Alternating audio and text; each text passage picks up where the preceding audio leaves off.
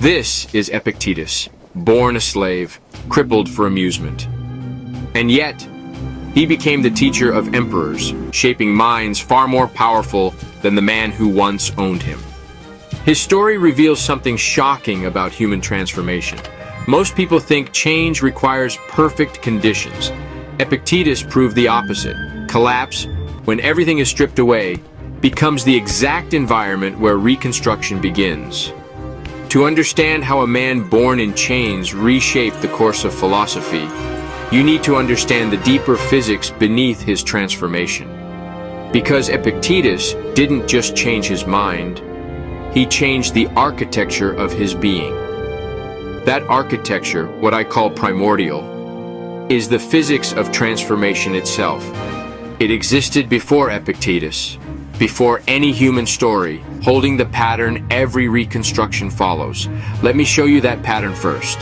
Then you'll see exactly how it played out in his life. In the beginning, there was not nothingness, but an infinite silence, stillness before a sound, a profound quiet, and within it, a boundless potential holding the blueprint for every sun, every world, and every form of life coiled in the heart of a void. Then a stir, a single deliberate impulse, a motion that was not random but intentional. It was the birth of light, a singular consciousness seeking a place to exist, to know itself, pulling itself from the fabric of the unknown. From that first singular spark, a cascade of creation unfolded, a great cosmic exhalation fracturing into a billion points of light. Every star that burns, every living cell that divides, every single heartbeat, all are descendants of this one original impulse. So you see, light is not merely something to be seen. It is the very rhythm of existence, the animator of matter. This reveals a fundamental law of being, a primordial principle. Wherever light is introduced, darkness is not defeated. It is filled and transformed. The nature of the space simply changes. Light does not wage war on darkness. It has no opponent. It simply expands, filling the available space, revealing what was always there in the true physics of being. In the true physics of being, opposition is an illusion. It is simply a space yet to be illuminated by awareness. This cosmic law operates within you. Your consciousness is a form of this primordial light. Every focused thought is a photon, a particle of your awareness sent out into the field of your life. The shadows in your mind, fear, doubt, are not solid entities. The moment you choose awareness, they lose their ground. They don't need to be fought. They need to be seen. You are forged from the same elements, governed by the same elegant laws. You are made of the same law. The creative intelligence that shaped the galaxies is the same energy that flows through your thoughts. The universe is not just out there. It is experiencing itself through you. Your awareness is your power of creation, but awareness alone is potential. Intention gives it direction. Emotion gives it color, texture, and frequency. So remember this always. Where your attention flows, energy follows. And this is not a philosophy. It is simply physics. It is the law. You are the architect of your inner world. And this is a responsibility that you can awaken, not just a title that you get at birth. Within you lies the blueprint for a sanctuary, a cathedral of sorts, waiting for your conscious hand. How does this architecture of self work? Where your thoughts are the very bricks and mortar. Anxious thoughts construct narrow corridors, while thoughts of possibility build soaring vaults. Your emotions are the light source. So remember this: fear casts long shadows. Love, however, floods every corner with a warm, unwavering glow. Design your real interior with this awareness. It helps when you become a silent observer, walking the halls of your own mind. Notice the drafts of self-doubt, the echoes of old hurts. This witnessing is the first step in renovation. Begin by clearing the cluttered rooms of that resentment you're feeling, where grievances are stacked like forgotten boxes. Lift each one, not to re-examine it, but to release the whole thing, letting it dissolve into particles of light. Then throw open the sealed windows of forgiveness, and this is not for the other person, but for you. It is the act of letting fresh air and sunlight into a space that has grown stale and suffocating. Breathing again will give your life purpose. Seek balance, the sacred proportion between doing and being. Find harmony, which is the conscious alignment of your actions with your deepest values. This is the essence of structural integrity. When your inner architecture supports your authentic truth, the light of your spirit flows freely, unimpeded, and it moves like liquid gold, a river of pure consciousness nourishing every part of you. The reality is that true transformation rarely arrives with a thunderclap. It begins as a sliver of light, through a tiny crack in your own resistance. It's a quiet internal shift signaling that something new is ready to be born. It is found in one conscious breath of gratitude, one step toward courage, one honest moment of stillness. And do not underestimate these moments. Each one is a seed of light, a potent act of creation.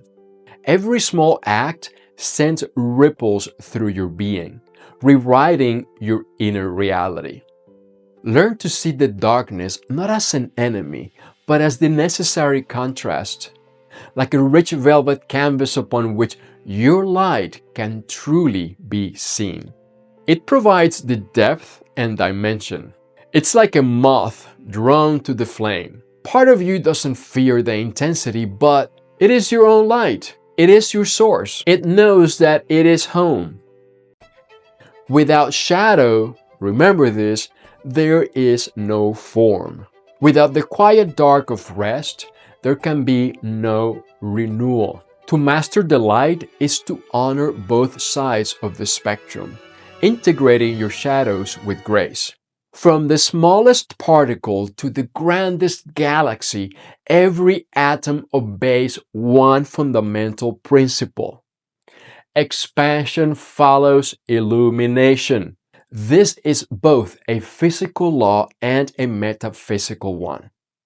The act of observation, of bringing something into conscious focus, is the spark that ignites its potential. Your awareness is the switch, the catalyst that flips reality from pure potential into tangible form. Before your consciousness touches it, the universe waits, dormant. Once that switch is flipped, your sustained presence becomes the current. It is the energetic river that flows through and animates all of creation, directing its course. This is why the universe is not separate from you. It is a mirror reflecting your inner state. It moves as you move. It brightens as you awaken. This fundamental truth is primordial, the physics of being, the underlying operating systems of all existence. And it reveals that you're not a seeker of light, searching for something outside of you. You're actually the source. We are the source. The light you seek emanates from the very core of your being. Wherever you bring your focused awareness, creation follows. Your attention is the instrument that shapes reality. The world you experience is a manifestation of where you have placed your focus. Remember this immutable law. Light expands. Always. It is your nature. It is your destiny. But perhaps you're thinking, well, this all sounds beautiful in theory, but does it actually work when life is crushing you, when you have no control and you just feel trapped? Well, I am going to show you, so let me. 1900 years ago, there was a man who tested this law under the most brutal conditions imaginable. His name was Epictetus. Born a slave in the Roman Empire. So imagine that. He was property, not a person. His master was Epictetus, a cruel man who served Emperor Nero. One day, his master twisted his leg simply for amusement. And Epictetus calmly said, "If you keep twisting, it's going to break." The master continued.